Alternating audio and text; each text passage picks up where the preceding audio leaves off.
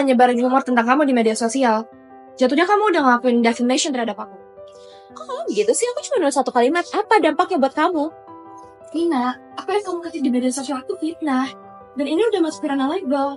Apa yang kamu lakukan itu memberi dampak padaku. Aku terkena tekanan mental, dijauhin teman-teman. Dan aku udah membahas hal ini dengan keluargaku. Aku akan bawa kasus ini ke ranah hukum. Dalam Tort Law, menyebarkan fitnah di media sosial dinamakan sebagai libel. Dalam konteks drama ini, yang dilakukan Vina adalah defamation, yang berarti dia telah melawan hukum. Sebagai korban, Manda berhak untuk menuntut Vina atas kerugian yang ia alami.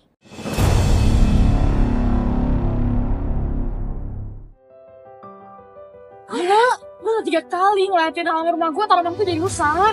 Sorry, gue gak bermaksud.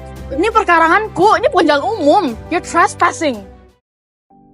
Dalam tort law, trespass to land terjadi ketika seseorang dengan sengaja memasuki tanah milik orang lain tanpa izin, di mana Anna adalah seorang tortfeasor, yaitu pihak yang melakukan pelanggaran, di mana Michelle Jaslyn sebagai pemilik tanah berhak menuntut legal remedies apalagi sudah ada kerusakan secara fisik pada tanamannya.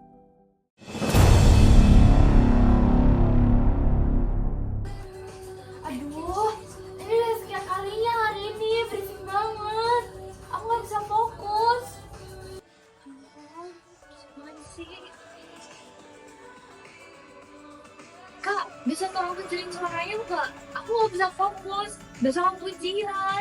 Santai aja kali, Nel. Aku juga besok ujian. Aku kan muter lagu biar nggak tegang. Karena kita besok mau ujian, enjoy aja kali. Tapi ini ganggu banget. Ini nggak cuma soal kamu. This is a private nonsense.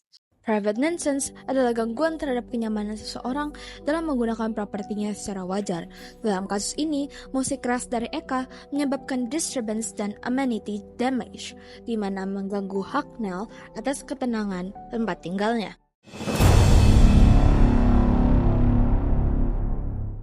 Jangan dulu aku ambil barang kamu kalau kamu nggak ada buktinya. Aku nggak ada kamu sembarangan. Kalau kamu terus tidak mengakui, aku dorong kamu pada Udah, stop. Ini termasuk battery. Bisa jadi masalah hukum loh.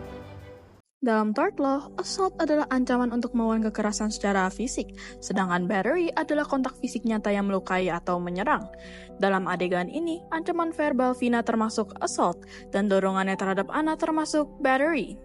Dan ternyata Anna tidak pernah mencuri barang Vina, di mana tuduhan dan kekerasan yang terjadi merupakan bentuk pelanggaran hukum yang serius. Setelah menyaksikan keempat adegan roleplay tadi, kita jadi tahu bahwa tort law bukan hanya sekedar materi yang kita pelajari dalam perkuliahan, tetapi juga dapat hadir dalam kehidupan sehari-hari kita seperti kehidupan sosial kita. Mulai dari menjaga privasi, menghormati kenyamanan orang lain, hingga menjaga nama baik dan keselamatan dilindungi oleh prinsip-prinsip dalam tort law. Video ini tidak hanya memperkenalkan legal terminology seperti defamation, assault, trespass, dan juga battery, tetapi juga untuk meningkatkan kesadaran bahwa memahami dan mengetahui jenis-jenis pelanggaran dalam tort law atau PMH itu sangat penting, baik dalam sistem civil law maupun dalam sistem common law. Sebagai mahasiswa hukum, sangat penting bagi kita untuk mengetahui apa itu tort law. Dengan memahami tort law, kita dapat memahami bagaimana hukum melindungi hak dari setiap individu. Video ini tidak hanya menjadi bekal akademis, tetapi juga membuat kita lebih peka saat menghadapi atau menganalisis persoalan hukum di tengah masyarakat.